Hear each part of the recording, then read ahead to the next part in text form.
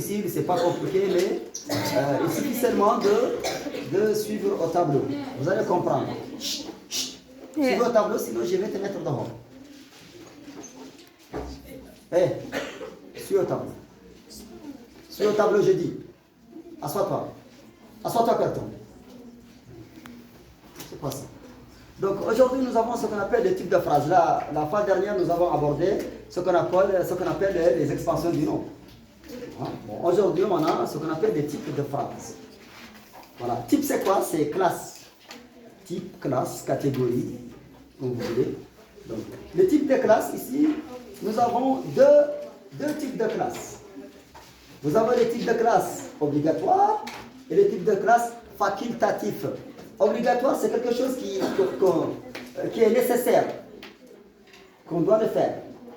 Comme on dit en arabe, wajib, darour. Donc c'est obligatoire. Le facultatif, ce n'est pas obligatoire, c'est au choix. On a liberté de le faire ou de ne pas faire.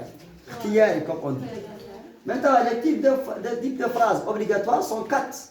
Nous avons la phrase déclarative, la phrase interrogative. Phrase déclarative, c'est obligatoire de l'employer dans nos discours. C'est obligatoire. Vous voyez? La phrase interrogative, si tu cherches une information, tu es obligatoire, tu es obligé de poser la question, tu emploies ce qu'on appelle la phrase interrogative. Troisième type de phrase obligatoire, c'est la phrase exclamative. Ça exprime le sentiment de colère, de joie. Et le quatrième, c'est la phrase impérative qui sert à donner un ordre. Ces types-là sont obligatoires dans les discours. Alors que les autres ne sont pas obligatoires, c'est au choix. Toi, assois. Arrête. Vous voyez? Donc regardez. Ici, nous avons des types de phrases. Types de phrases. En français, c'est en langue française, bien sûr. Quand je dis en français, c'est en langue française. Dans la langue française, les types de phrases se subdivisent. Voilà.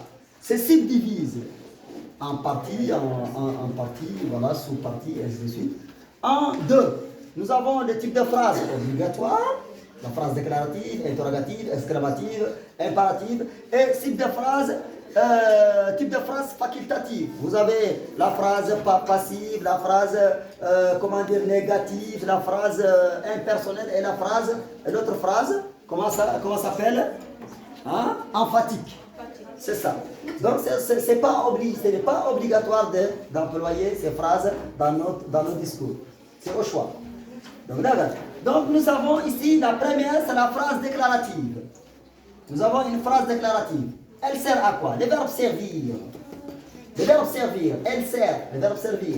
C'est un verbe de troisième groupe. Si je le conjugue au présent de l'indicatif, je dis je sers, tu sers, il sert, nous servons, vous servez, et elles servent. Bon, entre parenthèses, en arabe, le verbe servir, ça peut prendre deux significations, deux sens. Ça peut signifier khadama. Par exemple, quand je dis je sers mes parents, je sers les élèves, ici khadama. Et il peut signifier aussi, dans ce contexte, tuvidu, vide, avade, vide. Donc la phrase déclarative sert à tuvidu, vide. À quoi? À faire quoi?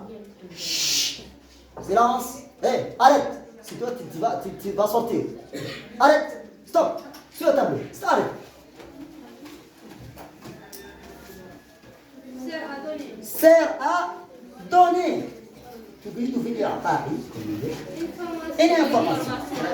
Donc c'est ça son rôle. Son rôle c'est de donner une information. C'est ça la phrase déclarative. Donc ça dérive du mot quoi? Déclaration. Une annonce. Donner une information. I'lan, comme on dit en arabe. Donc elle sert à donner une information. En anglais on dit quoi? Information, le mot information en anglais. Information, c'est en anglais, information. En arabe, on dit ma'loum, c'est ça. Voilà. Ou une opinion. L'opinion, en anglais, on dit opinion. Opinion. En arabe, on dit ra'i. Donc, c'est ça le rôle de la phrase déclarative. Elle te donne une information ou une opinion en jugement. Donc, elle déclare. Une déclaration, c'est i'lan. Voilà, je vais vous expliquer ça après. Donc, elle sert aussi à raconter, elle dit, raconter une action, verbe, tahki, raconter, ça veut dire haka, yahki, ou un événement, hadith. Voyez? Donc, c'est ça le rôle de la phrase déclarative. La phrase déclarative, elle déclare, elle donne de nouvelles informations. Donc, elle sert à donner une information, une opinion, de raconter une action, verbe, ou un événement. Action, quand je dis l'élève sonne la cloche, ça c'est une action. Donc il nous a donné une information. L'action c'est une information. Le directeur arrive. Demain je voyage à Nouakchott. Ici j'ai déclaré quelque chose. Donc c'est ça la déclaration. Donc une action, un événement, quand je dis Fatma fait le tam-tam, c'est un événement. Hadr. Sidi marie Fatma. C'est un événement. Ah, voilà. Donc, c'est ça le rôle de la phrase déclarative. C'est simple. La phrase déclarative se compose de quoi? De 3 éléments. C'est la structure d'une phrase simple. Un sujet, un verbe et un complément. C'est simple. C'est ça la structure. Donc, la phrase déclarative se compose de 3 termes. Vous connaissez les termes? 3 termes. Le sujet, le verbe, le complément. Donc, il s'agit d'une phrase quoi? Verbale. Une phrase verbale. Donc, c'est ça. Donc, mais elle se termine toujours. C'est ça la marque d'une phrase déclarative. Elle se termine toujours par un point. Si je vois une phrase qui se termine par un point, automatiquement, je sais que cette phrase, c'est une phrase déclarative. Parce que c'est ça sa marque. Commence par une lettre majuscule, se termine par un point. Donc, ce n'est pas besoin de trop penser ou de trop réfléchir. Dès que je vois la marque, je sais qu'il s'agit d'une phrase déclarative. Mais à condition que cette phrase comporte les 3 éléments essentiels d'une phrase, le sujet, le verbe, le complément. Plus une point, c'est une phrase déclarative. Voilà. Bon, exemple. Hier, ça c'est indicateur de temps, on va le voir après, on va le voir. C'est une leçon, on va le voir plus tard. Hier, ça indique le temps passé. J'étais à la plage, c'est un événement. Ça c'est un événement. Hadi. Kuntu, il est Vishata. C'est une phrase déclarative. Donc regardez ici, nous avons sujet, verbe d'état. Ici c'est le lieu, oui, à la plage. À la plage c'est quoi? Un indicateur du lieu. Vous voyez? Donc voilà, elle se termine par un point automatiquement. Je sais que c'est une phrase déclarative. Donc, je pense qu'il va pleuvoir aujourd'hui. Je pense, ici c'est un jugement. Dès que tu dis je pense, je vois, je sais, donc c'est un jugement, une opinion. Hein? Ça, on va le voir aussi plus tard quand on arrive à la leçon, le verbe d'opinion. Le verbe d'opinion. Voilà. Donc, je pense à un verbe d'opinion qui exprime une opinion. Il y a des verbes qui expriment l'opinion, qui expriment le raï, qui expriment toujours raï. C'est ça le rôle de... Donc, quand je dis je crois, je pense, là c'est une opinion. Donc, regardez. Ici, il s'agit d'une subordonnée conjonctive qui complète le verbe d'opinion, penser, je pense. Donc, voilà, c'est une phrase déclarative qui exprime quoi? Une opinion. Ça, c'est bien. Maintenant, on passe. Nous avons la deuxième phrase interrogative. Interrogative, dans le mot interrogative, il y a l'interrogation, il y a des questions. On pose des questions. Voilà. Une phrase interrogative, elle sert, c'est le même, à poser une question.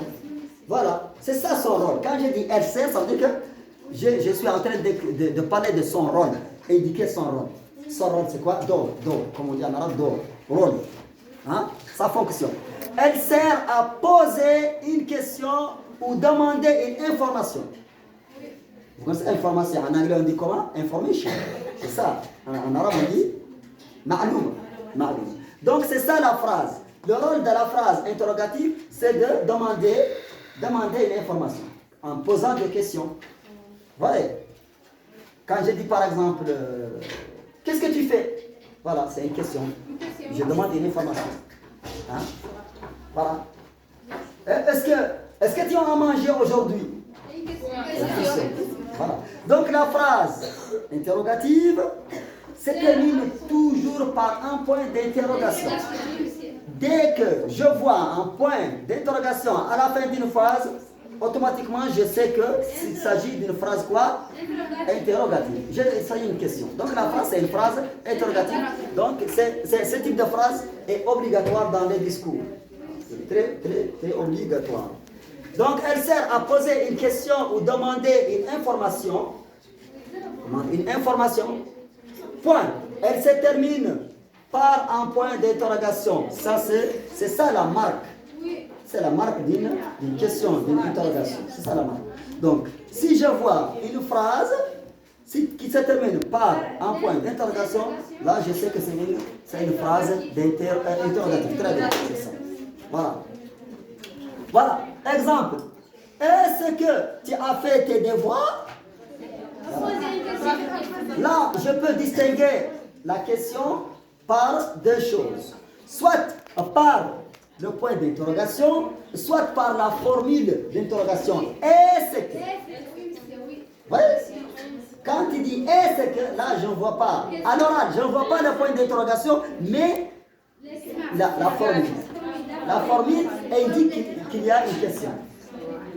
Donc il y a des formules d'interrogation, on peut le distinguer à l'oreille, bien sûr. Quand je dis est-ce que tu fais tes devoirs? Hein? Qu'est-ce que tu fais? Qui a fait l'exercice? Tout ça sont des formules d'interrogation. À l'écrit, ça termine par un point, mais à l'oreille, à l'écoute, on peut le distinguer par rapport au ton. Le ton. Non, comme on dit. Voilà. Donc, exemple. Est-ce que tu as fait tes devoirs? Hein? Va-t-il à l'école? Va-t-il à l'école? Lui, l'élève. Va-t-il à l'école? Ahmed, va-t-il à l'école? C'est une question. Voilà. Donc regardez, ici, va-t-il à l'école? À l'écoute, on ne peut pas distinguer. Mais à l'écrit, on distingue, il n'y a pas une formule d'interrogation, mais il y a la marque. Hein? Donc c'est quoi? Il s'agit d'une question, interrogation. C'est ça la phrase d'interrogative. Troisième, nous avons la phrase exclamative. Comme je disais tout à l'heure, la leçon est très simple et très facile. C'est pas compliqué. Donc la phrase exclamative, elle permet, le verbe permettre, c'est un verbe de troisième groupe, la permission, l'autorisation. Permet, quand je dis la permission, c'est l'autorisation. Par exemple, quand l'une de vous a besoin de faire quelque chose, ou de, comment dire, voilà, satisfaire ses besoins, elle va me demander, monsieur, permettez-moi de sortir. Donnez-moi l'autorisation de sortir. Donc en arabe on dit samaha, isma, tasmahu, samaha. Donc c'est un verbe de troisième groupe. Si je le connais, je dis je permets, tu permets, il permet, nous permettons, vous permettez, le permettre. Donc la permission. Donc la phrase exclamative permet d'exprimer, d'indiquer, tout abbe, tasma, ta'bir an, un sentiment. Un sentiment, une sensation. De quoi? De joie. Si je sens la joie, je vais exprimer cette joie. De colère. De colère. De colère, c'est la fâcherie. Je suis fâché. Radam. D'étonnement. Surprise. Voilà. Voilà. Donc tout ça, ce sont ces sentiments s'expriment à l'écrit par voilà. Ça se distingue par quoi? Le point d'exclamation à la fin. Donc, elle finit par un point d'exclamation. Exemple, quelle belle fille! Quelle belle fille! Là, vous sentez que je suis joyeux. Il y a j'ai mis le commentaire là. Il y a que ce tableau est beau! Que ce tableau est beau! Ou bien quand je dis espèce d'imbécile. Ah, si, ça exprime la colère. Hein? Voilà. Donc c'est ça la phrase d'exclamation. Donc quatrièmement, nous avons la phrase impérative. Très bien, en ordre. Ordre. Fait. Voilà, fait. En ordre, en conseil. Conseil, comme on dit quoi, c'est le conseil. C'est qu'est-ce que ça veut dire en conseil en ordre? Conseil, nasiha, comme on dit. C'est ça le conseil. Elle sert à donner un ordre, un conseil ou pour interdire. Par exemple, quand je te dis Fais ton exercice. Ne fais pas ton exercice.